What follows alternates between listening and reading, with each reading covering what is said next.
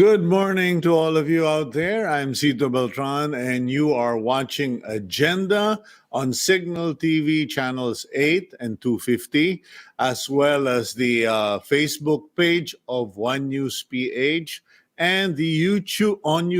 Just go to One News PH on YouTube as well as on Facebook. Kasi meron po sa inyong mga hindi raw makapanood kasi hindi naman nila alam na meron pala sa Facebook, meron din po sa YouTube. So pakiusap na lang po, pakishare sa mga kaibigan natin at pakituruan yung mga hindi masyadong maalam gumamit katulad ng mga lolo nyo at mga lola nyo na katulad ko.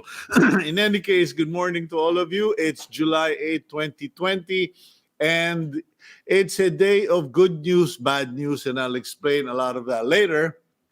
But just to brighten up your day, there is a lot of good news in terms of foreign travel now being allowed because, in the past few months, non-essential travel abroad was not allowed. You simply cannot travel as a tourist or go on tour, but that's not allowed.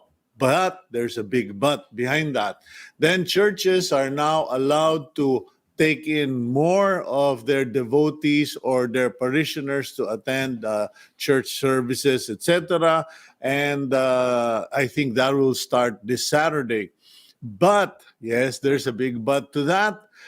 COVID cases are actually down as of yesterday from the two-day average of 2,000 plus cases a day. It went down to 1,540 or 540. And so that's good news. There are no buts to that. Suspect in the Laguna slay of that lady driver who was doing sideline ferrying people has been arrested.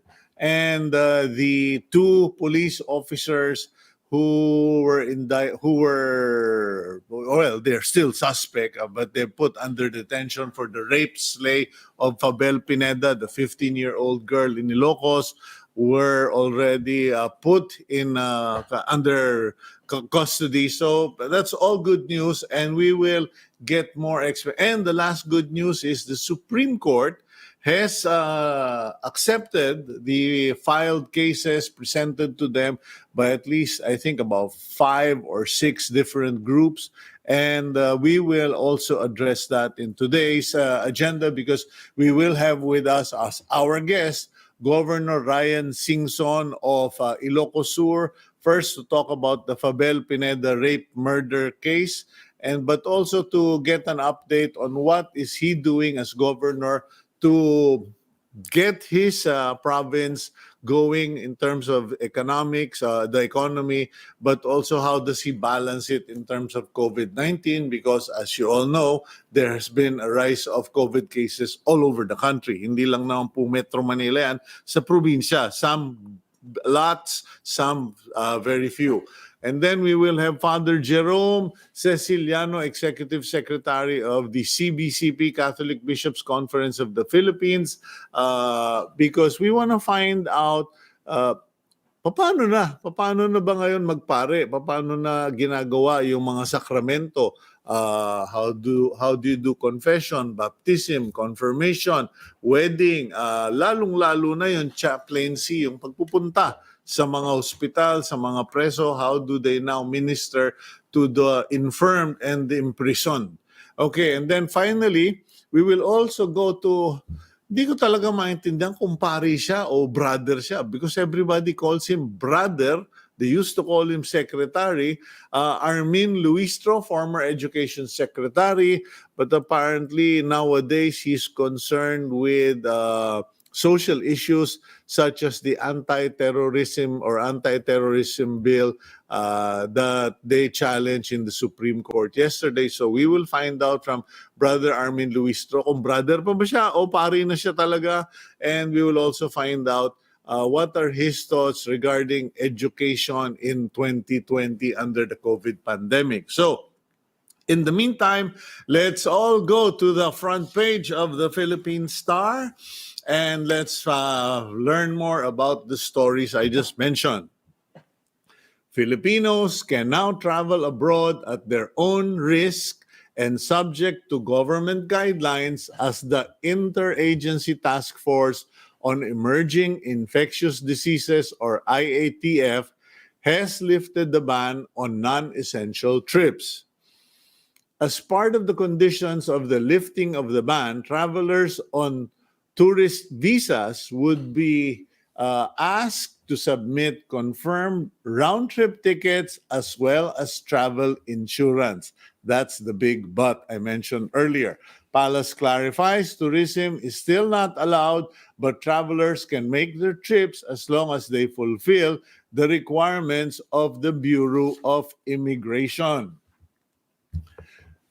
More Catholic churches in Metro Manila are expected to reopen as the IATF gives a go signal to churches to accommodate parishioners up to 10% of their seating capacity. But Catholic officials across the country remind the faithful or their faithful to still strictly follow safety protocols, as their facilities are also set to adhere to the minimum health standards set by the government. In the case of Pasig City, pregnant women, those with health problems, and those aged below 21 or above 60 years old will still not be allowed to attend religious gatherings, according to Bishop Hubert Vergara. We will speak with the Executive Secretary of the Public Affairs Committee of the Catholic Bishops' Conference of the Philippines, or CBCP, Jerome Secillano, later on the program. Third story for the day, the Supreme Court ordered the consolidation of 4 petitions filed against the Anti-Terrorism Act of 2020. The High Court also gave President Rodrigo Duterte and other respondents 10 days to defend the constitutionality of the new law. The SC clarifies they have not yet ruled on the appeal of the petitioners for a temporary restraining order on the implementation of the controversial law. The government has approved the establishment of a monitoring task force against the new strain of swine flu, which has been tagged to have pandemic potential. This follows the recommendation of the Agriculture Department. The approach requires setting up surveillance mechanisms for swine farms and workers. The government is also intensifying inspection and clearance procedures on imported meat. As such, the DA is also warning the public against buying meat online and buying from local stores instead, so that they can see the quality, actual quality of the meat product. So buy local, not imported. And sabi naman ni Secretary William Dar, banned ang importation. So mag-iintay pa ba tayong may mamatay? I think it is our duty, especially the businessmen. I know you want to make money. I know you want to make a living. But, you know, ASF killed pigs. This next swine flu will kill people, according to what the World Health Organization says.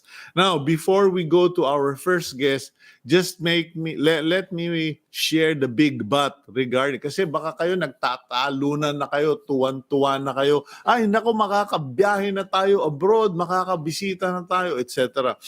I got bad news for you. The government is allowing you to travel. That's the good news. The bad news is, will the foreign destination government give you a visa? Okay, because my wife and daughter are set to travel abroad because my daughter is enrolled to study. Now, kalabas-labasa, nalaman po namin, we found out that just through checking, a lot of countries are still not issuing tourist visas. So that's one concern. You better check if the destination you're hoping, wishing, and dreaming to go on actually issues travel visas, because many are not yet issuing travel visas. Number 2, even if you have a travel visa, if you don't have a travel insurance coverage, it's a no-go. Nandun po yun sa requirement. Kailangan meron kayong travel insurance. Inabot po kami ng ilang linggo para lang masolve yung problem. And it is only because my wife is a foreigner that she is able to apply for a local insurance in her country, which is the Netherlands. Now, otherwise, she and my daughter might not be able to go. So, in any case, that's a big issue. That's a big concern. Check first if you can get the travel visa. And number two, can you get travel insurance? Because up to now, even the big foreign insurance companies are not issuing anything, lalong-lalo na po for COVID-19 and lalong-lalo na for travel visa. I hate to rain on your parade. The government has done its part. Gusto natin magbiyahe, sabi ng DOTR, okay, at your own risk ka, pero kung wala kang travel insurance, sorry, no-go ka pa rin. So, just clarifying that kasi baka mamaya magwala na naman kayo. Sabi ni Beltran, binasa ni Beltran, pagkatas yung pala, hindi rin pala pwede. In any case, let's go to our first guest today. Anak na ng kaibigan ko to, pero naging bisita na po natin. Let's call on Governor Ryan Singson of Ilocos Sur. Governor, good morning. Good morning, Sir Cito, and sa lahat po ng viewers natin. Alam mo, pag tinitingnan kita ngayon ko lang, nakausap na kita kanina, pero ngayon lang nakita ko na parang sabi ko, kamukha nga ito ni Chabit. Talagang dugo ng mga Singson malalakas, ano? In any case, good morning, Gov, and updates lang po sa mga nangyayari sa nasasakupan mo because I have to tell you, I was really very disturbed with that news because I love Ilocos Sur. I've always visited your province. And when you hear of unusual things, bad or sad things, medyo na-alarma kami. And I think you know what I'm referring to, the Fabel Pineda rape murder case. Nabasa ko na nag-react ka rin. Medyo, I'd like to find out from your perspective, what's going on, Governor? Yes, sir. Talagang galit na galit po ako at medyo masama po yung loob namin, lalong-lalo na po dito sa Ilocos Sur, doon po sa nangyari kay Fabel Pineda. Mm-hmm. Dahil madami na po kaming efforts na ginagawa para ma-maintain po yung peace and order dito sa aming lalawigan, para maging tourist-friendly, para dumami po yung mga investors. Pero pag may mga ganitong sitwasyon, medyo back to zero na naman po kami dahil nadudungisan po yung police natin na sila po dapat ang mag-protect sa public. So medyo disappointed po ako sa nangyari. Siyempre, bilang ama, parang anak ko na rin po yung mga constituents natin, kaya masama po yung loob at masakit sa nangyari po kay Fabel Pineda dito sa Ilocos Sur. Okay, ano na po ba ang situation? Because from what I understand, the chief of police of 2 towns were removed and the 2 policemen were placed under detention. Ano po ba yung mga towns at bakit sila tinanggal? Yes, sir. Actually, yung mga biktima po, they are from the town of Cabugao. Okay. Dalawang suspect po natin na police are from the police station of the nearby or katabing bayan, which is San Juan. So yung kinasuhan po ng biktima ay 2 pulis galing po sa San Juan Police Station. Kaya po na-relieve rin yung halos lahat ng personnel po ng Cabugao Police Station dahil yung biktima po, I think July 2, on or about 5 p.m., kakagaling lang po nila ng police station tapos yun nga ho, pinatay po yung biktima. Doon po sila sa Cabugao nagpa-file ng case. Kaya ang problema ho, parang 3 days na hindi inaasikaso po yung biktima. alleged po na meron pong delaying tactics yung police station rin ng Kabugao. Dahil yung police dun sa Women and Children's Desk ay parang kakilala or kabatch or kakilala po yung dalawang suspect. Kaya po may delaying tactics na sinasabi po ng biktima. Mhm. Pero ang dinidelay na baka maareglo o mapagtakpan ay ang nangyari, napatay si Fabel. Si Fabel lang ba yung napatay o pati yung kasama niya napatay? Opo, dalawa po yung biktima natin. Si Fabel po, 15 years old, at saka yung pinsan niya po, si Bernadette, na 18 years old. Si Bernadette po ang sinasabi pong na-rape ng dalawang pulis. Si Fabel po ay parang child abuse lang po yata yung ikakaso dahil lang sabi, siya po ay nakatakbo nung ginagawa po yung krimen. So after nung nag-file po sila sa police station, ayun nga ho, nabaril na po si Fabel. Makikita niyo po dito na I think gusto nila pong to silence the victim kasi yung uncle po at saka yung kapatid na kasama po dun sa motor ay hindi binaril. So yung babae lang po, si Fabel lang po talagang target. So talagang kung makikita niyo po, talagang pinapatahimik yung biktima. Okay, now, sabi mo nga kanina, ito nakakaasar, nakakagalit pag nadudungisan yung reputasyon ng Ilocos Sur. Ano ba ang reputasyon ng mga pulis dyan? Kasi I don't want to make a big thing out of it. Pero alam mo, nagkasunod-sunod eh. May 4 na mga army pinatay sa Mindanao, sa Hulo. Pagkatapos itong kay Fabel, nag-file ng kaso, humihingi ng tulong, imbis na binigyan ng protection ng Women and Children's Desk, pinabayaan, tinulugan yung kaso hanggang napatay si Fabel. And then today, nasa balita na naman, for a measly sum of 500 pesos, natanggal ang 2 pulis na nangkokotong sa mga tricycle driver yata o operator. Ano ba ang reputasyon ng pulis dyan sa Ilocos Sur? Maayos naman ba yung kapulisan sa, in general, are the police officers there all right, up to par, or are you seeing problems with the system? Opo, sir. Actually, in general ho, okay naman po yung police force namin dito sa Ilocos Sur. Siguro, ganun po talaga. Meron po talaga yung hindi bagay po na suotin nila ang uniforme po ng police. Kasi, okay po, matulungin naman po lahat ng police dito.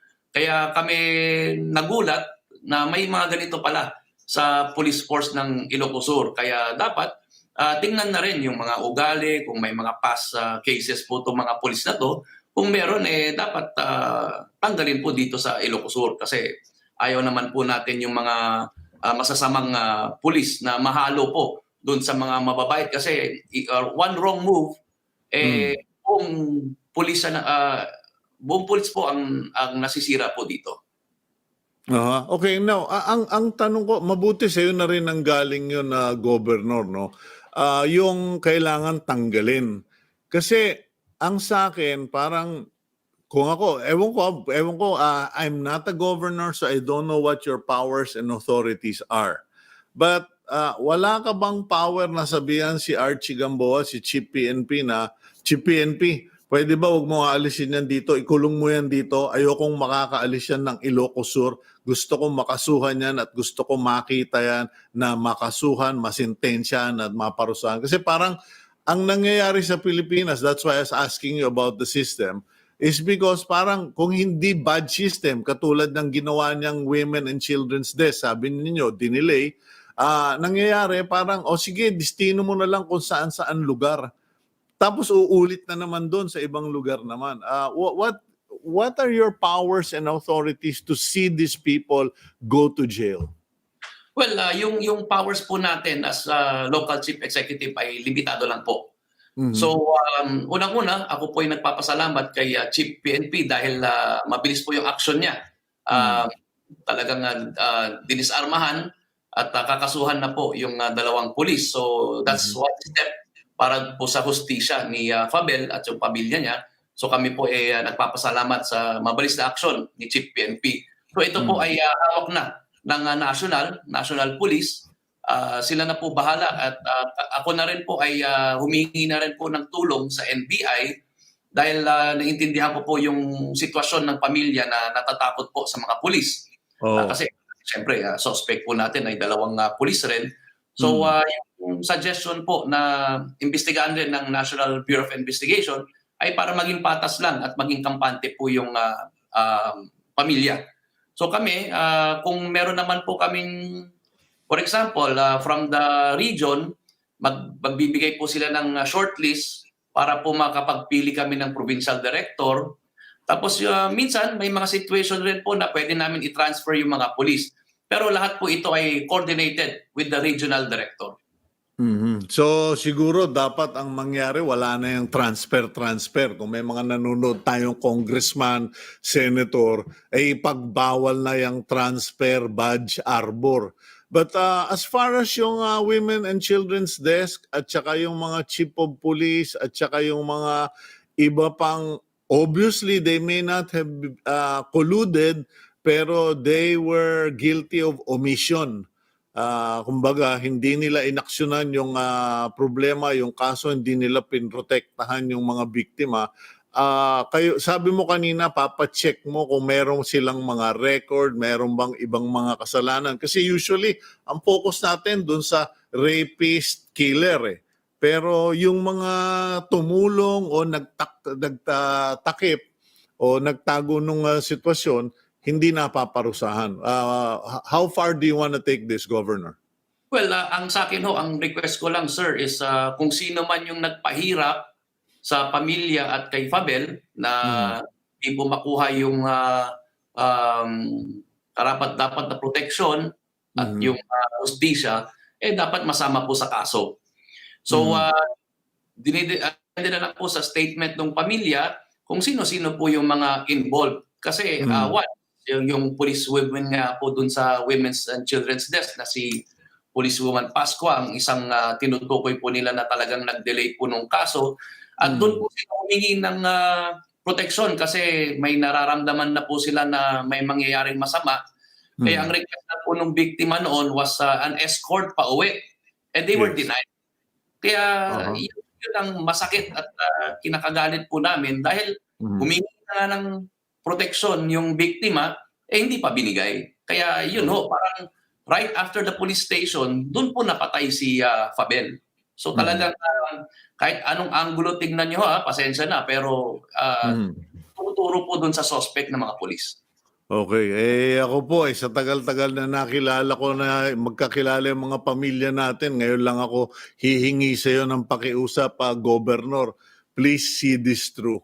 Kailangan lahat yan, hindi lang madisarmahan, hindi lang makasuhan, dapat hindi na makabalik sa kapulisan yung mga yan. Kasi talagang buhay na yung kinuha nila, 15 years old, hindi ho katanggap-tanggap. In any case, Governor, I know you're going to take care of that and we can count on you kasi kailangan na po natin ng mga local government officials who will really protect their constituents and really be proactive. Ngayon, maiba naman tayo para gumanda naman yung araw natin ng konti kahit na madilim nga. Kamusta naman dyan sa Ilocos Sur? Meron ka na bang turista dyan sa Bigan? Kamusta na ba yung economy mo? Kasi parang yun na ngayon ang takbo ng buhay ngayon iniiwan na sa gobernador yung pagpapabuhay ng ekonomiya sa mga probinsya. Yes, sir. Tungkol lang po sa Fabel case, nag-promise naman po ako sa pamilya na tutulong po ako. Talagang makikita rin po natin yung hustisya para kay Fabel, nakusap ng pamilya. At ako pa na mismo ang nagsabi, ituloy po yung kaso at wag matakot. So, they will be secure. And nagbigay na rin po ng protection si Chief PNP sa pamilya. So talagang tuloy na po itong kaso. Papati na rin si Bernadette, no? Wag nating kalimutan. Kasi everyone's talking about Fabel kasi siya namatay. Pero kamo si Bernadette naman na-rape. Hindi rin dapat yun. Okay. Yes, sir. Sila rin nabigyan na rin ng protection at tinitingnan po namin na talagang safe po yung pamilya. Yung sa COVID naman po, sir, I am very happy to tell you that ang Ilocos Sur lang sa buong Region 1 ang low risk modified general community quarantine. So Okay. po kami dito within Ilocos Sur, nagbubukasan na po yung mga negosyo. So dahan-dahan ho bumabalik na rin po yung ekonomiya. Pero in terms of tourists, ang problema ho, kahit nagbukasan na po yung mga restaurant, mga hotel, yung mga tourist spots po namin, ang problema, sir, we have to be very strict dun sa border namin.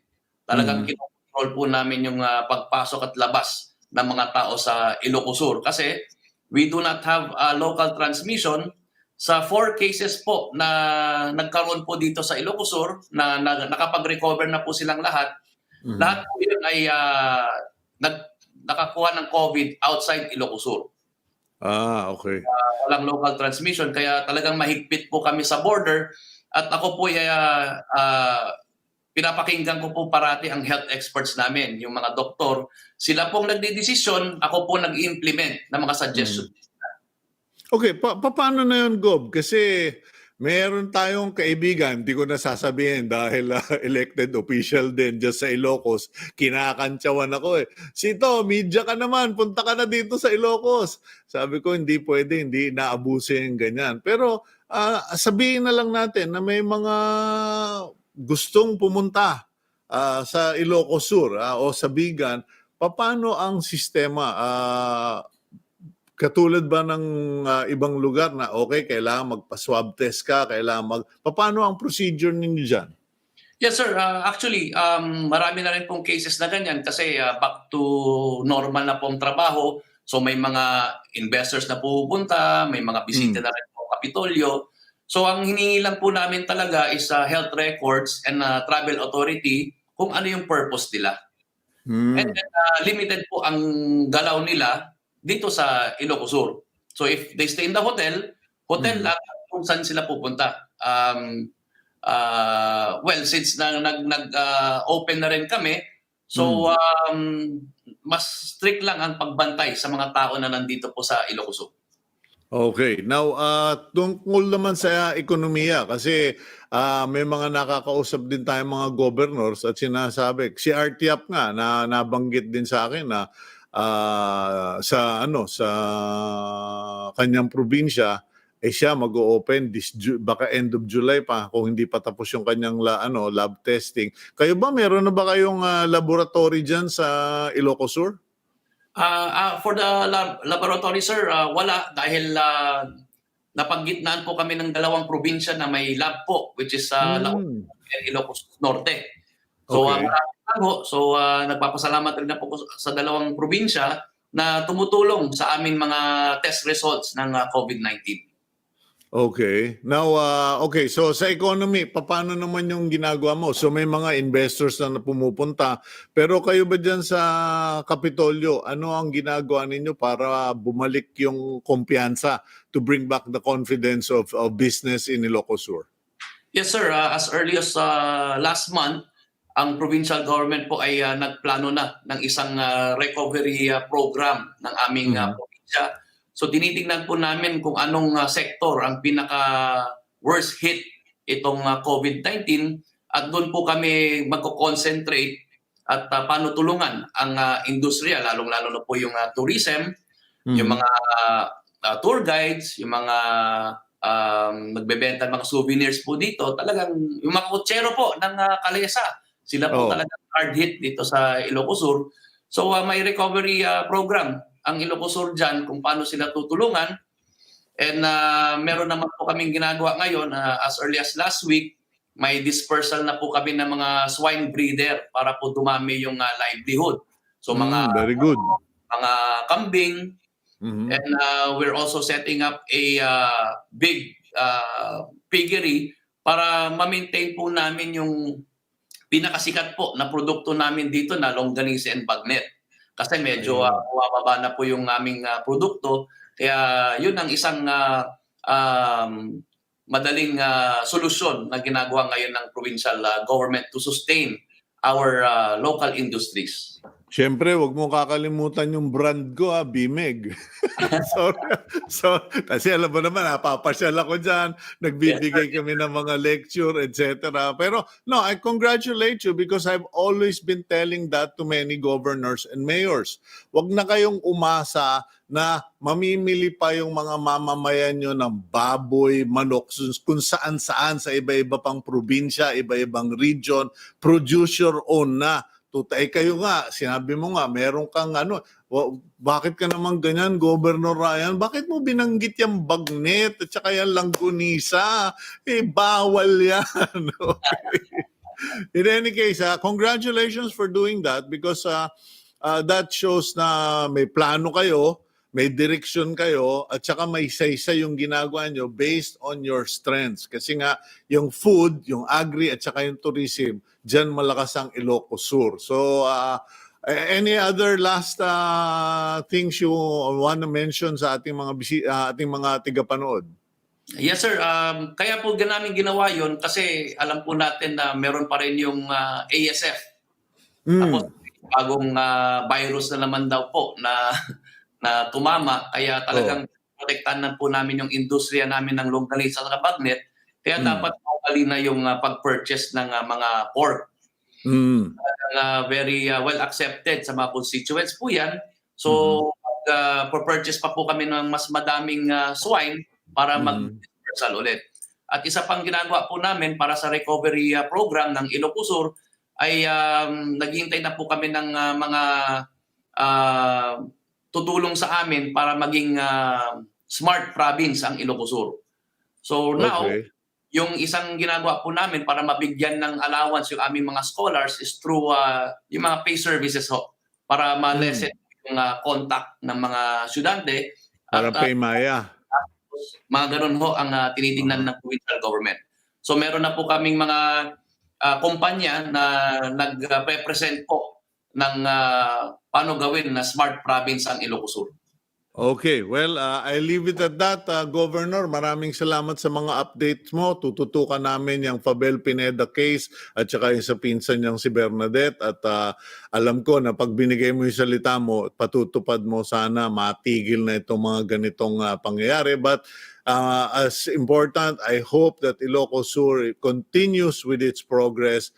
And God bless you, Governor. And please stay safe, stay strong, stay healthy. God bless rin, sir. And again, maraming salamat po sa binigay niyong pagkakataon. And rest assured po na talagang ako mismo tututok sa kaso ni Fabel at ni Bernadette. Okay. Thank you very much, Governor Ryan Singson of Ilocos Sur. We will go for a break and when we return, tingnan po natin, pwede na ba kayong magmisa? Ilan sa inyo ang pwede bang umpisal? Paano kayo mangungumunyon? All of that here on Agenda.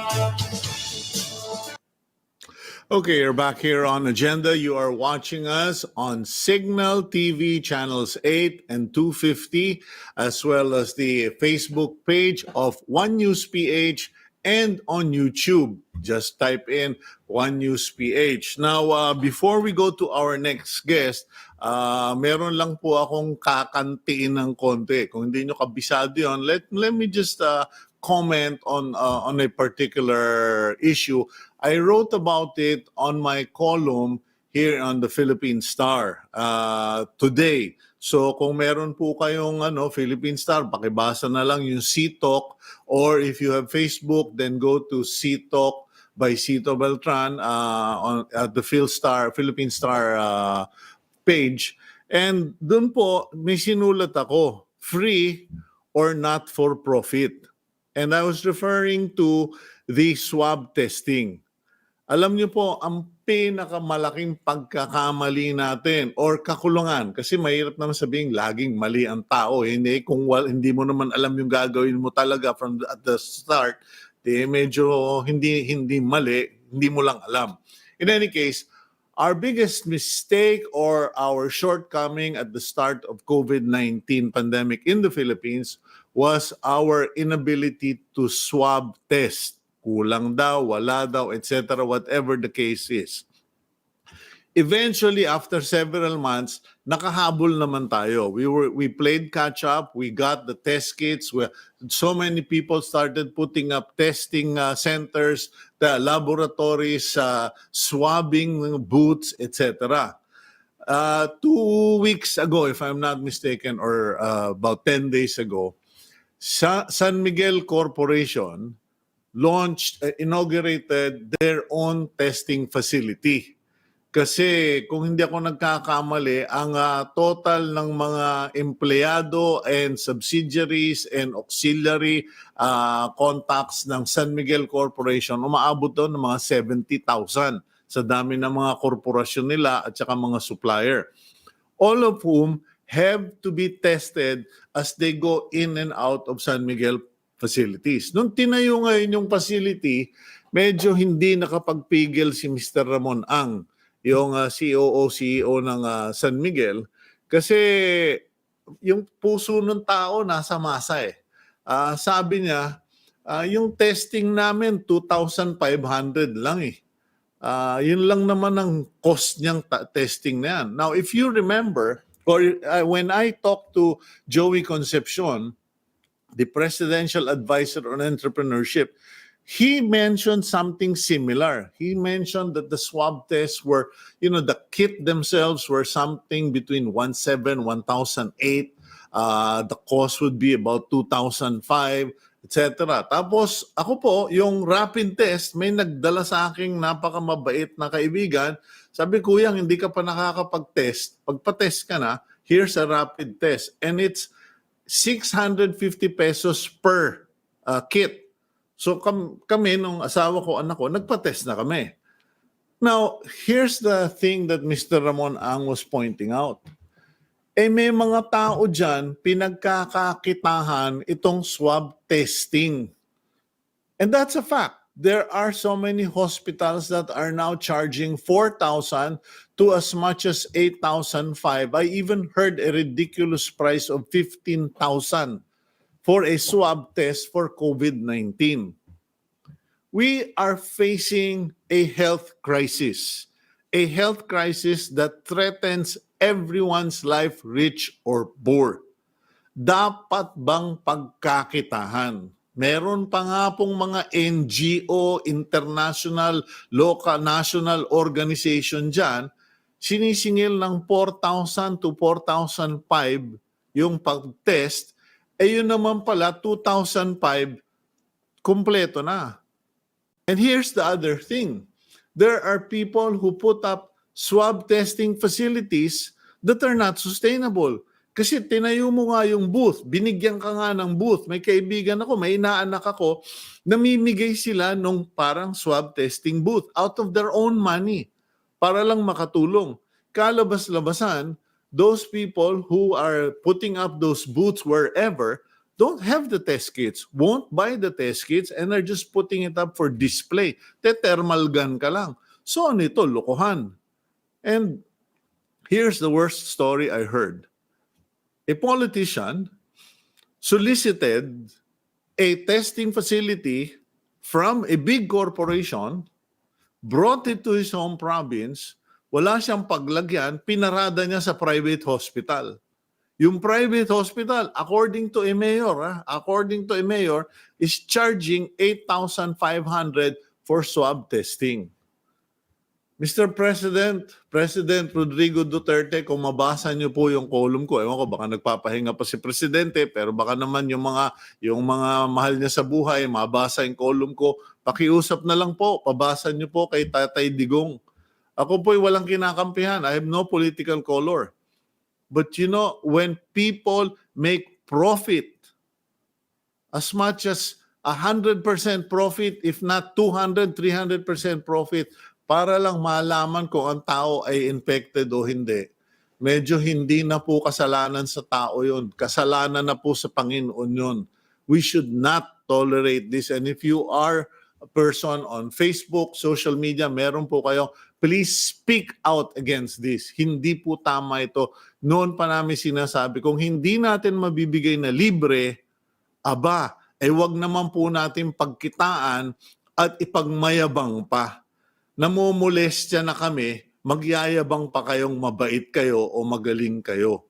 And to Mr. Ramon Ang, thank you very much for having the courage, the transparency, and the audacity to call it out because hindi po tama yung ginagawa na pagkitahan ng iba yung COVID-19. Okay, pasensya na, I'm supposed to be behave, I'm supposed to be kind, but hindi po tama yun. At saka I'm not going to apologize for going after those wicked people. In any case, let's go to a better topic, more positive topic. Let's speak with the Executive Secretary of the Catholic Bishops Conference of the Philippines. Siya po ay namumuno ng Public Affairs Committee, Father Jerome Secillano. Father Jerome, good morning po. Good morning, Cito. Good morning sa mga nanonood sa program. Father, forgive me for I have sinned. May nang-away na naman ako ngayong umaga. Well, I was listening to you. Tama naman yun. Ano? Kinakailangan pansinin yung ganung mga bagay kasi there are so many people taking advantage of others, and I think it's your responsibility, our responsibility to do something about that. At pakiusap ko na rin po, Father, no, pag kayo ay nag-misa at saka nag-meeting kayo sa CBCP, pag-usapan nyo na rin yan kasi talagang foul na. In any case, let's go to good news. Makakapag-misa na raw kayo, pwede nang magbukas up to 10% of capacity. Is this a good start? Is this going to be a problem, a challenge ka? Sige lang, Father, no problem. Yan ang ating, ikaw ay work from parish, ako work from home. Okay, 10% capacity. What's your reaction? Well, first of all, it's a good thing that people will now be allowed to have access to the Mass, basically speaking. And I think churches are now more than ready to accommodate people also. Under GCQ, which you are right now, we can only accommodate up to 10, maximum attendees. But then come July 10, this coming Friday, we will be allowed to accommodate 10% of the church's seating capacity.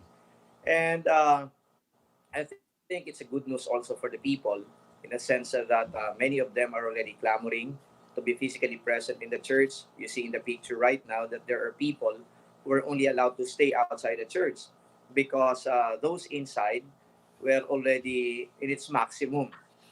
So now I think people will have a better chances of receiving the body of Christ, basically speaking, and now they can now enter our churches also. Okay, yung bang mga sacraments natin talagang hard and fast rule, meaning walang diversion, digression. Kasi COVID-19, hindi talaga tayo pwede magkita-kita. Although that's in the Bible. Hindi lang ako nagme-memorize ng mga verses. Sinasabi that we must fellowship. I think it's in Acts, no? Na dapat magsama-sama tayo, magkita-kita at ating kamustahin at palakasin ng bawat isa. Now, as far as sacraments go, what sacraments are not subject to adjustments? Kasi, di ba, pwede bang magbigay ng communion?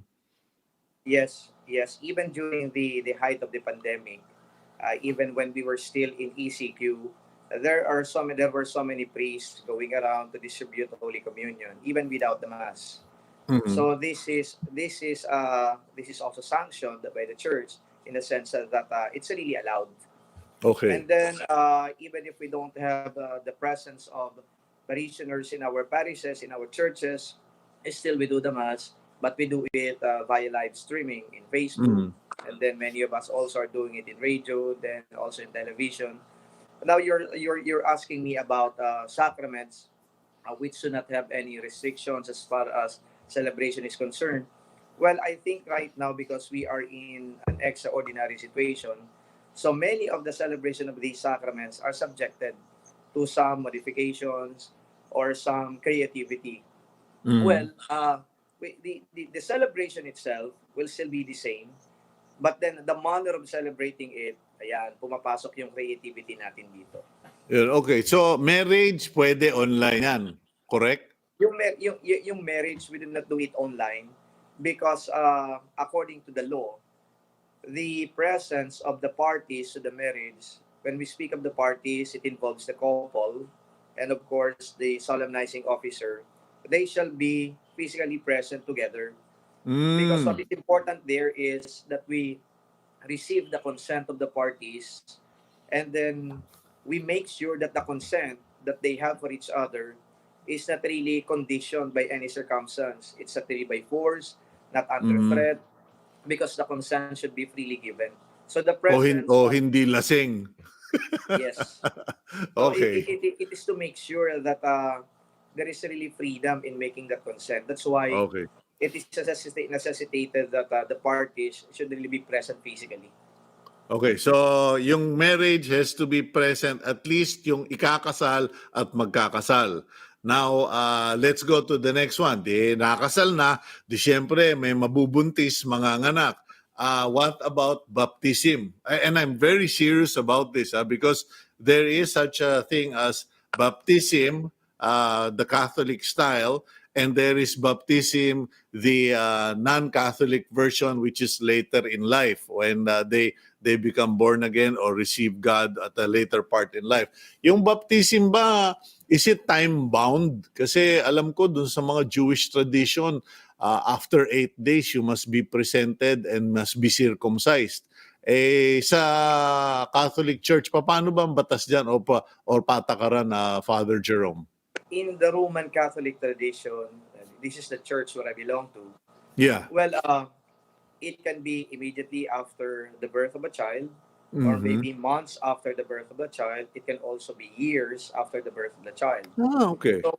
So, we do not actually rush it. But if the parents, for example, see the need already that their child is to be baptized, so we accommodate them in the church. Now, Mhm. under this pandemic, we can only accommodate a few attendees to the baptism, but we allow baptism. It's the attendance. You actually have baptisms going on? Yes, it's the Okay. attendees that we restrict. So we only Aha. limit it to the parents of the child and of course the godparents. One set Mhm. of sponsors, meaning to say of one set. So you have the ninong and then the ninang, plus Mhm. the parents and then the child, of course. So that will be a Oh. total of up to 5. Malaking bagay din nitong COVID-19, ano, Father Jerome. Parang nabawasan yung masamang ugali nung iba na padamihan ng ninong at ninang para bayad na lahat ng gastos, may kinita pa. Well, a lot of people are doing that actually. Yeah. Mas gusto nila maraming ninong at ninang. Pero Oh. ngayon naman ay dahil may pandemic, so we have to really be strict as to the attendance of those going to churches, because we never know, the infection is just outside, it's just out there, and then the infection can really be fatal also. In fact, just as digression, Father Jerome, nagagalit nga ako dun sa mga kumukuha sa aking ninong sa kasal o sa binyag kasi sinasabi kong itong tanda kong to, hindi ko na kayo matuturuan o magagabayan, kumuha kayo ng bata na maggagabay sa anak ninyo. In any case, marriage, baptism in person. What about confirmation? May confirmation pa ba? Usually, confirmation is being done in parishes, okay, only once a year. In many of our parishes, at least in the NCR, we do that maybe during or before the Fiesta celebration of each parish or community. And Okay. then in some Catholic churches, in some Catholic schools, Yeah. okay, parochial schools we call them, they also have that once a year. But now we are suspending it for the year 2020. Okay. Yung ba ay sacrament, yung confirmation, and mandatory ba yan? Yes, it's a sacrament, one of the 7 sacraments in the Roman Catholic tradition, and it is mandatory. Okay. It's part Bakit? of the so-called sacraments of initiation. So we have baptism, and then we have confirmation, and we have the Eucharist. Kumbaga, So you're being initiated in the Roman Catholic life. okay, kumbaga, tinanggap kang citizen, ngayon magple-pledge of allegiance ka na. Yeah, it actually strengthens your membership in the church, because according to the Roman Catholic tradition, the sacrament of confirmation allows you to receive the Holy Spirit, and it is the Holy Spirit who actually inspires you, strengthens you, and then gives you that sustenance to be able to live a truly Catholic life. Well, that's And good. aside from that, in a more Yes. practical sense, you cannot actually receive the Holy Sacrament of matrimony without receiving first the sacrament of confirmation and baptism. That's why they are called sacraments of initiation. Akala ko kailangan baptize ka Catholic in order to have a Catholic wedding. Yes. Pero I didn't know na kung hindi ka naman na-confirm, hindi ka pa rin pwedeng mag-Catholic wedding. So these are 2 requirements. So you have to have the sacrament of baptism and of course the sacrament of confirmation. That's why I told you a while ago that these are the so-called sacraments of initiation together with the Eucharist. So, citizen ka nga, hindi ka naman nag-pledge of allegiance, hindi ka rin pwedeng bumoto. In any case, okay. Pasensya na, Father, no? I have to make it very understandable para dun sa mga ating mga ibang tagapakinig. Now, what about confession? So, kasi alam ko, yun, di ba? Naging joke pa yan nung mga unang panahon eh. Yung kasi ang lapit-lapit nagko-confess ka doon sa confessional, kung may bad breath, kawawa yung pare. Di ba? Pero ngayon, under COVID, pwede bang online yung confession? Well, we do not actually do it online because we have to protect the seal of confession. We need to say the secrecy.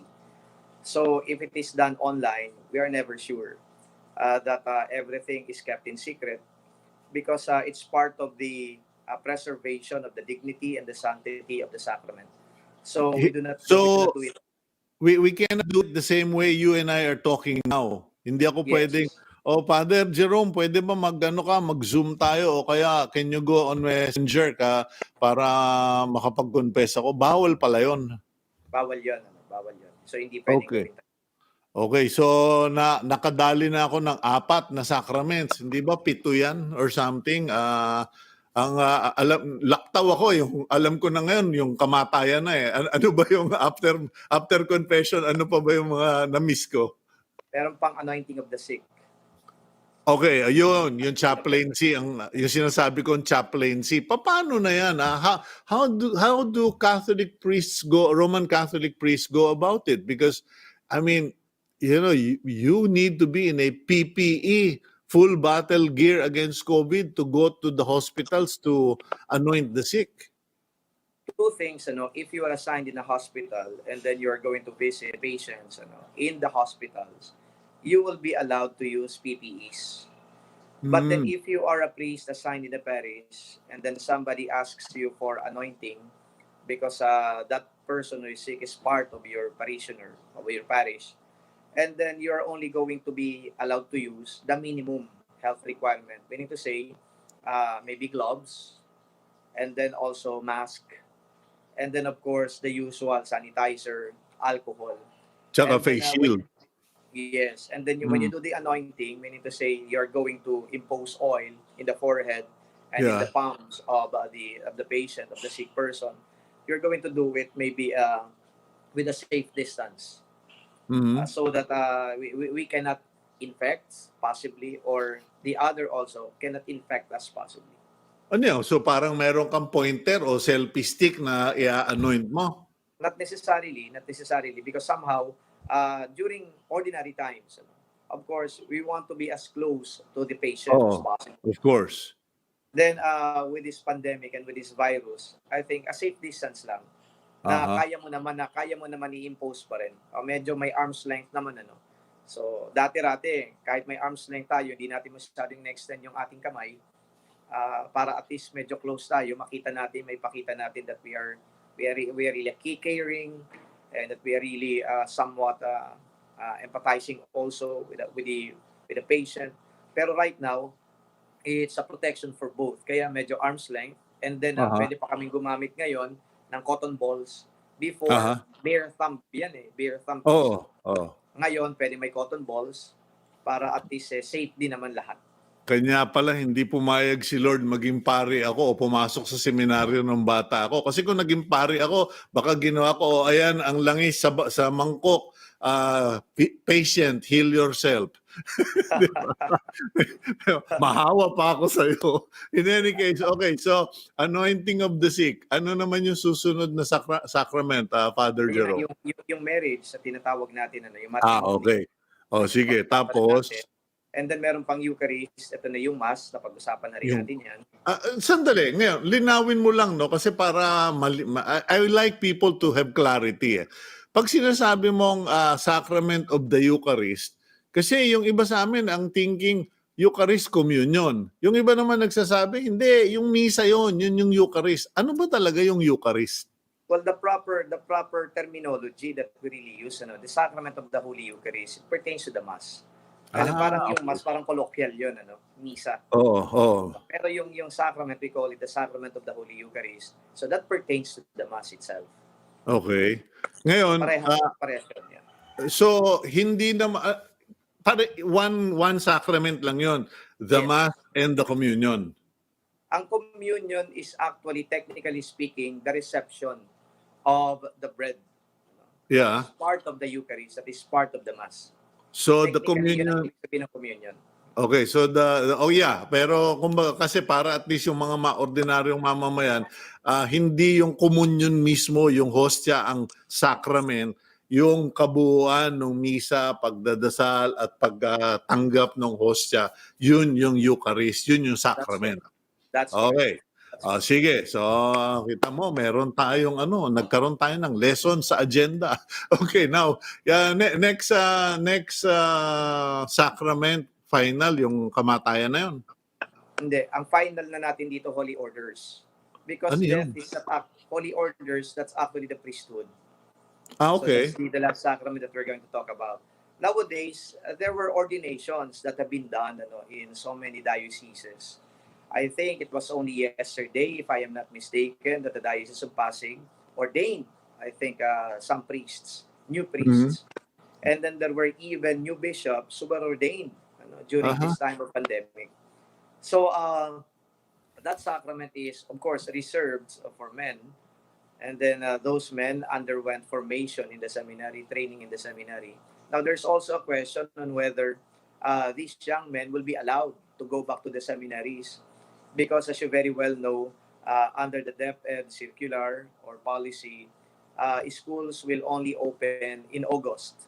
But many of these seminaries still follow the old schedule. Many to say they open their classes in June. But because of this pandemic and because of the ruling and guidelines also of the IATF, all schools will only be allowed to operate on August. And there's a question for those under training. So these seminarians, will they be allowed to go back to the seminaries and live together in one roof in the seminary? So that's also a valid question to be asked, to be considered, because many of these seminaries are also concerned that the virus is just lurking out Siyempre. there, and then they will be living under one roof. And then many of these seminarians came from different places, and you never know where these places are. maybe some of these places really have the so-called the cases of virus. So the health standards, the health protocols are very relevant also in trying to speak of the seminary life right now, preparing those young men for the priesthood. Okay, well, thank you for bringing that to our attention because nobody really gets to see beyond the walls, and ngayon nga lang ang dami nating na-clarify tungkol sa sacrament. So meron pa ba tayong sacrament na na-miss out? Yung paano yung pag namatay, hindi ba tawag nila the last rites? Well, the last rites, but it's not a sacrament. We call it sacramental. Sacramentals are any prayers, praying the sign of the cross, and then it can also be the holy water. We call them sacramentals. The last rites, we usually do that also. Even during the height of the pandemic, even when we were still under ECQ, we were doing the last rites. But for as long as the one who died is not actually or did not actually die from COVID causes. And there is a protocol, government protocol, that if a person dies because of COVID, he shall be immediately cremated. So we do not expose other people to that person. So what we do, if there is a COVID case of death, then we just pray for the person. We include the name of the person in our masses.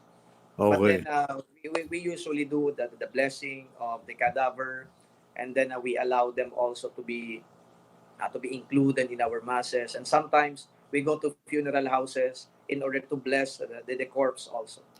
So Yeah, kumbaga binabasbasan na lang ng holy water katulad nung ginawa nila sa Italy na ewan ko ba, daan-daan yung palabas-pasok binebless. In any case, Father Jerome, thank you very much for your inputs this morning, and medyo it would be interesting to see what the churches will look like and paano nyo mare-regulate yung dagsa ng tao given na 10% lang ang papayagan. But we will monitor the situation, and please do let us know. Please keep in touch, and I know that God will bless you, but please stay safe, stay strong, and stay healthy. Thank you, Cito. Likewise, stay safe too. My prayers. Okay.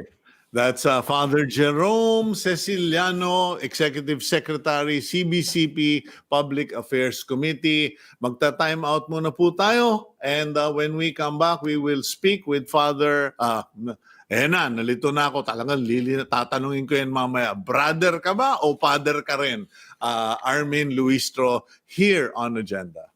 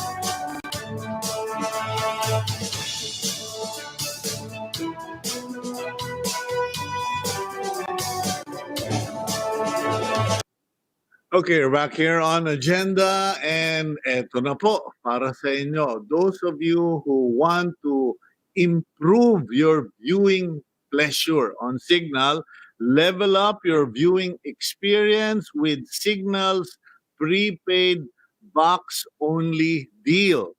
Now only 800 pesos for a prepaid high definition box plus load on your first month and get your second month for free. Go to your nearest Signal dealer and bring your old Digibox to get this awesome deal. And yan po, no? Total, GCQ na tayo. Essential po yun. Sabihin nyo, essential travel to. I-improving ko yung aking reception, improving ko yung quality of viewing kasi gusto ko high definition. Okay, ang corny ko po, no? Pagpasensyahan nyo na, kailangan i-promote ko yung Signal kasi yan, sariling amin, sariling tunay, no? Now, in any case, yes, please do share all of this information with other people kasi gusto naman namin mas dumami ang nakakasabay natin sa ere. And for those of you who are watching, thank you. Sincerely, thank you po because your support, your encouragement, your messages, they really, pampataba ng puso. Huwag lang puputok yung puso, no? In any case, ano na ba yung gagawin ko? Meron ng next guest. Tatanungin ko yung next guest natin. Okay, well, I had something in mind but I'll save that maybe for another time. Our next guest, many people call him brother, pero sa tagal ng panahon, brother pa ba siya? Hindi pa ba siya father? Hindi pa ba siya pare? Let's bring in former Education Secretary Armin Luistro. Good morning, Cito. Good morning to all of our televiewers. Maraming salamat sa invitation. Good morning. Magkaliwanagan nga tayo, sir. Ano ba talaga? Brother ba o father na? Brother na brother at no intention, no aspiration to become a priest. I'm a full-fledged brother, religious brother. Okay, pasensya ka na, Brother Armin, Kasi I'm really curious and I'm sure a lot of people are curious. What is the difference between a brother and a father or a priest? And why do you stay on as a non-priest or a brother? My quick answer, we are better. Mapapaaway na naman tayo niyan. Parang, alam mo, Cito, ang analogy ko dyan, parang tinanong mo yung nurse, bakit ka nurse lang at hindi ka maging doktor? The quick answer is, there are some vocations that are full in itself. In other words, very true. Alam mo yung yung pinag-usapan nyo kanina, I was lurking when you're talking with Father Jerome kanina about the sacraments. Yeah. That is the main vocation of a priest. His whole life is about ministering the sacraments to the people. Okay. We see that aside from that, one very important ministry of the church, aside from the Eucharist, preparing for baptism, etc., is education. Now, some put the two together. So you have Jesuits who also run schools, but also are priests, di ba? Yeah. Pero sa amin, we are all brothers, and we feel that some of us have to dedicate their whole lives without distraction purely to education. So you could say De La Salle brothers are fully dedicated 24/7 to nothing else but educating young people. Okay. So, maganda yung analogy mo na nurse and doctor. Kasi bagamat malalim yung pinag-aralan ng doktor, mas mabigat naman yung gawain at tulong na ginagawa ng mga nurse. So, very great analogy. Now, does that mean, kasi di ba may mga tinatawag silang order, Jesuit order. Yes. Kayong mga Lasalites, De La Salle Brothers, are you considered a religious order or only a semi-religious order? We are a full religious congregation. That's yung mga Middle Ages, our predecessors, the traditional religious congregations were called orders.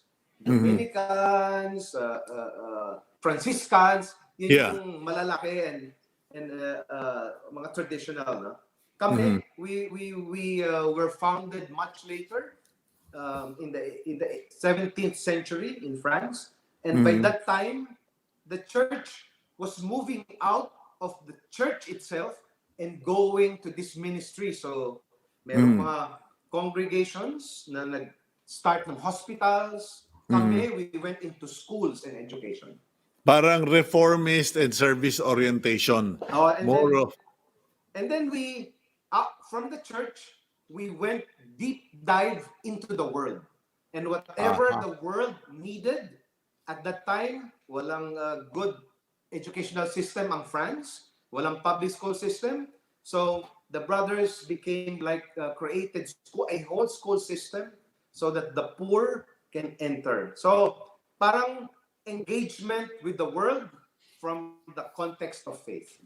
okay, now, papansinin ko lang, Brother Armin, you look unusually good compared to when you were a government official. You gained weight. Parang umitim pa ng konti yung buhok mo eh. Maraming salamat, Cito. But when people ask me, oh, how was your 6 years in DepEd? I always say it was the 6 most meaningful years of my life, but never again. I would not go to Congress. I watch the hearings in Congress now, and I cringe. Sabi ko, nako, hindi na ako babalik doon. Ay, nako, sinabi mo pa. In any case, Brother Armin, what have you been up to? Because I was surprised. I have to be honest. I was surprised to see you last night. I think it was last night or the night before. You nag-file kayo ng case sa Supreme Court challenging the anti-terror bill. Sabi ko parang, saan ang galing yan? Anong pinanggagaling yan? Hindi naman yan ang orientation ni Brother Armin. He, as you say, education, service to the people. Eh, ba't biglang nandun ka sa Supreme Court with Howard Callejo filing a case? Well, siguro our concept of education has evolved through the years, no? Dati kasi, ang tingin natin, how do we form good citizens? We provide them with a safe space in a classroom, and then we teach them the values, etc., etc.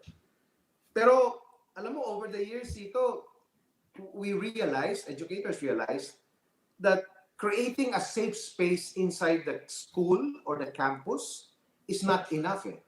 Because when students go out, while there are effective lessons inside the classroom, ultimately, the real lessons are in life and outside. And there has to be a consistency, an integrity between what we teach in a classroom, confined, and what we proclaim outside, dapat pareho. So, pag sinabi ko sa estudyante ko, oy, bawal mag-cheating, hindi maganda yan. Bawal mag-bullying, hindi yan makatao. The best lessons cannot be confined to the classroom. Kailangan, sa larangan ng society, kailangan we must proclaim that too. And we feel, especially the Delta brothers, we feel this is part and parcel of what we teach. So, Okay. if in this particular case, I really feel, and the brothers feel, that the anti-terrorism bill is really a terror bill to ordinary citizens. And we feel if we fight for the rights of students to speak up in a classroom, ang tawag namin doon, academic freedom, siguro naman, it is nothing if we do not fight for essentially the same thing. The foundation of academic freedom is freedom that is enshrined in the Constitution. So, ano siya? Magkaduksong siya, and they cannot be separated. Okay, is the anti-terror bill, are you opposing it simply because it's too vague or because you simply don't trust government regardless of who is in power? or because the law itself is really defective? All of the above. Seriously. No? Kasi ang daming vague provisions and our legislator said they have gone through it and all the safety nets are there. But just to give a few examples, truly yung definition of terrorist is very, very vague. And if you read the law itself, it's almost like anyone who is critical of government can be a terrorist. And who determines that? That's the next vagueness. Yung ATC, the Anti-Terror Committee, and it's based on interpretation. So, delikado yan dahil paano yun kung may estudyante ako sa loob ng Lasal na critical either of Lasal or of government. Anyone can say, oy, suspected terrorist ka. You can be detained for 16 days or 24 days. That is very, very dangerous. No? The mere, pwedeng gamitin, kahit na hindi ka ikukulong kakasuhan, the mere suspicion, pwede ka nang pa-detain. Kasi, Pwede ka nang pa-detain, yes. I 16 days.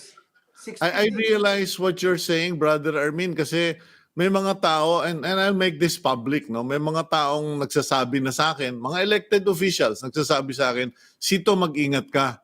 Kasi may mga taong hindi nila gusto yun, nakikriticize sila, ikaw pinupuna mo yung pagkakamali, sinasabi mo yung mali, mag-ingat ka. And, I kept wondering why they were saying this, and I realized that the anti-terror bill has been signed. And anyone in those so-called council, kung meron na, can actually just tell somebody, padampot nyo nga si Beltran at kinukulit ako. It reminds me of the story of Juan Ponce Enrile. When I interviewed him on my show, sabi ko, sino ba nagpakulong sa tatay ko nung martial law? Not knowing it was him who signed the commitment order. And sabi niya, actually ako. Sabi ko, sir, ba't mo naman pinakulong yung tatay ko? Manong Johnny pa tawag ko siya. Kasi ang kulit ng tatay mo. So, it's a lifelong lesson. And I really admire Juan Ponce Enrile for being honest and telling me that story because it gives us a lesson today. So, okay, sabi mo, pwedeng may mga kalaban lang akong cabinet member, pwede akong ma-detain for 16 days.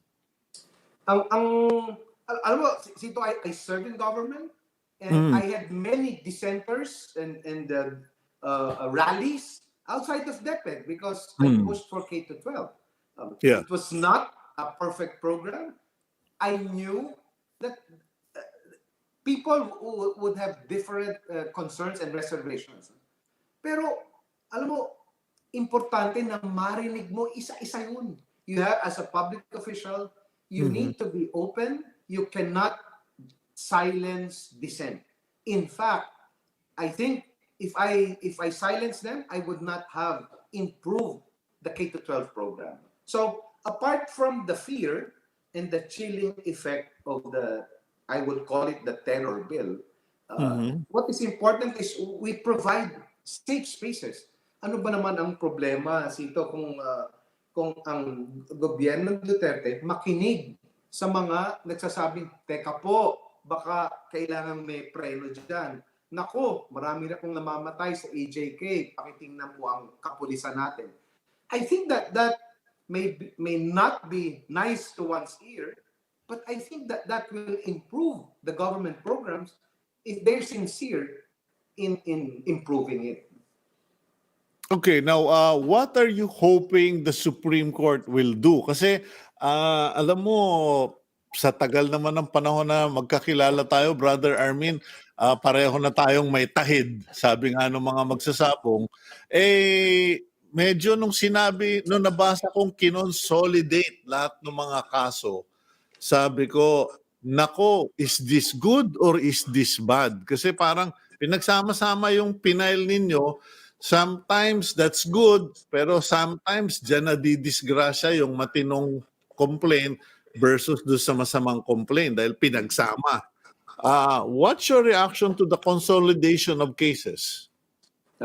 From a layman's point of view, dahil wala naman akong training sa law, ang tingin ko, Sito, mas maganda. Dahil pare-pareho, at least yung nabasa ko, na mga parang 4 na yung nagsampa ng kaso. First of all, Sito, I want to clarify, this is not a usual case, a court case. Ang tawag ng lawyers dito, petitions for certiorari. Okay. In layman's term, it's really respectfully asking the court to clarify, constitutional po ba itong terror bill na ito? Kasi Ayun. marami pong provision dito. Sabi, kailangan habulin natin ang terrorist. Tama naman. Naniniwala ako, dapat habulin natin ang terrorist. Pero baka naman po nasasaklawan natin the other rights which are more fundamental. It's like burning the whole house in running after a rat, di ba? So, ang idinulog po natin sa Supreme Court is not a case. We're asking for a certiorari, which means respectfully requesting, paki-clarify po, bakit parang hindi tumutugma sa ating konstitusyon? Bakit pwede natin ipakulong at damputin at 16 days? Parang napakahirap po naman yata. 16 days natin bago ma-prove na itong taong ito ay talagang terrorist. So it is not the entirety of the law. Hindi yung kabuuan ng batas ang ating hinahamon o pinagtatanong. Ito yung mga bahagi or portions of the law which are not aligned or in keeping with the provisions of the Constitution, which is the mother of all laws. And they're pretty, hindi po siya, ano tawag dito, papintik-pintik lang na maliliit na bagay. It's so fundamental to the basic right of free speech, the right to peaceful assembly, at saka yung innocence before you are arrested. It's so fundamental. Parang naisip po namin, this is part of the problem when a legislation is railroaded. Kasi ito po, in the middle of the pandemic, biglang merong priority bill. Okay naman po yung priority bill. But kailangan, you still allow time, not only for legislators. Legislators should also consult their constituents at tanungin, okay ba ito? And then bring the voices of ordinary Filipinos to Congress. Ang nangyari po nito, talagang railroaded siya. And that is why all of these little provisions, if they were properly discussed, I think legislators could have improved it and dapat walang problema. So sana gano'n, yun po naman ang hinihiling ng ordinary citizens when they were deliberating on it. Huwag niyong bilisan. Kasi there are some issues here na pwede namang ma-improve kung serious kayo. Okay, now, Brother Armin, ito naman ang isang concern, ano? Kasi I personally want an anti-terror bill against real terrorists. Yes. And I want our armed forces, our police, to have something to be able to be more effective in doing their job. Ngayon, yung mga final ninyo, yung request nyo for clarification from the Supreme Court, assuming that they recognize the validity of the claims of the 4 parties, may posibilidad ba na sabihin ng Supreme Court, kasi sabi mo, ginamit mo yung salitang fundamental eh. Is it possible that if the Supreme Court finds virtue in all of your points, that the law can be declared by the Supreme Court as null and void or anti-constitutional and therefore cannot be law? From a layman's point of view, yes. Because lahat po naman yung branches of government, legislative, judiciary, and executive, the basis for everything is the Philippine Constitution. So, and the interpreter of the law whether the law is in conformity with that basic law, Constitution, is the Supreme Court. So, effectively, if the Supreme Court so rules, pwede nilang sabihin, no, the major provisions of this law are unconstitutional, it is null and void.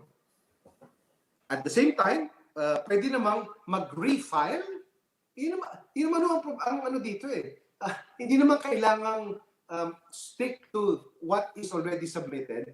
Pwede po namang pag-usapan uli ng Kongreso. At paigtingin po natin yung mga problema yan. I think that the Supreme Court, when they look at it, will also see the main questions that we are asking. And this clarity is important because in effect, in 15 days since signing, it will be already in effect. So, kagaya na sabi nyo, marami nagtatanong sa akin, uy, kailangan ko nang tanggalin yung mga pinost ko sa social media na anti-Duterte. Sabi ko, bakit? Ito ang nakakatakot. It becomes a chilling effect. Okay. Well, I'll leave it at that, Brother Armin, and abangan po natin. How soon do you expect a decision, or well, not a decision, but a clarification to come out from the Supreme Court? Well, I was very surprised, very pleased that the Supreme Court already acted on our petition, asking the respondents to comment. Okay. Cito, that is a very, very good sign. Kasi otherwise, pwede po itong patagalin. But our experience of these major issues brought before the Supreme Court is that it takes time. So our hope is habang hindi pa klaro ang lahat, sana magkaroon ng temporary restraining order. Kasi in 15 days since signing, pwede na po siyang in effect. So, habang pinag-uusapan na nagde-deliberate yung ating justices sa Supreme Court, sana mag-restraining order dahil kailangan po natin ng protection yung majority of our citizens who are not terrorists. I agree, we have to run after terrorists. Pero wag naman natin isama yung 95% of the population na mukhang terrorist dahil nagsasalita. Okay. Well, thank you very much, Brother Armin. And my only prayer, and truly it is my prayer, that in the discourse sa magiging pag-uusap-usap sa bagay nito, tayong mga Pilipino medyo mag-mature na, magkaroon na ng tamang pag-iisip at tamang pananalita, na hindi yung magsasabi kung hindi kayo sumusuporta, terorista kayo, kayo namang mga militar, diktador, that we can remove all of this from the discourse. And you being there, I believe that it will temper the dialogue, and I hope that at the end of the day, we can come up with something we can all live with. Thank you very much, Brother Armin. Long time no see, Cito. Nice to see you again. Magkikita pa tayo ng mas madalas ngayong nagkakahuntahan na. Thank you very much, Brother Armin. Please stay safe, stay strong, stay healthy. Thank you. Okay, that's Brother Armin Luistro. At ayan po, nadinig nyo naman ang mga paglilinaw. They are asking the Supreme Court for clarification. It is not a case that's filed as we normally know of cases. It is asking for clarification. Okay, now, final point. Kanina, medyo hindi ko nasabi, no? Just a lesson. Every day I read my Bible. I have my quiet time. And as I mentioned yesterday and the other day, we make it a point to pray for our leaders, our national leaders, regional leaders, provincial, mayors, barangay leaders. Kasi yan po ang sinasabi sa Biblia. Now, here's I'll call it a funny lesson for me. Because I have been praying in particular for a particular cabinet member. And I was saying, Lord, give him wisdom, give him temper him, Lord, give him maturity, etc., etc. And then and things seem to be going well. Medyo nakita ko okay ang performance ito. Then suddenly, recently, dalawang sunod, may palpak siya. And I got so annoyed and so angry. And this morning, the Lord was saying, I am not concerned with him. I am concerned with you because it is my way of testing whether your prayers are from your mouth or from your heart. Kung tayo po ay magdadasal para sa mga mahal natin sa buhay, or pagdadasal natin ng mga national leaders natin, or ipagdadasal natin yung kaaway natin, better make sure that it's from the heart and not from the mouth or from just the head. Because this morning the Lord rebuked me and I stand or sit here rebuked. I accept the correction kasi I was mounting it because that's what a good Christian does. But it wasn't really Christian. It wasn't really Christ-like. We must be able to pray for people whether they are pleasing or displeasing. Because at the end of the day, it is God that changes the situation. He deals with us and not just our circumstance. Thank you very much for joining Agenda. May the Lord bless you, and may the Lord bless our nation and our leaders. Thank you. Have a good day.